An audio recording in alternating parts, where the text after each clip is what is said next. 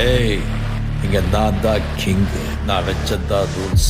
அந்த ரூல்ஸ் எனக்கு இஷ்டத்துக்கு அப்பப்போ மாத்திட்டே இருப்பேன். அது கப்சிப்புன்னு கேட்டு ஃபாலோ பண்ணணும். அதை விட்டுட்டு ஏதாவது அடாவடித்தலை பண்ண நினைச்ச உன்னை கண்ட துண்டமா வெட்டி கழிச்சு போட்டுடுவேன். ஹுக்கும் டைகர் கா.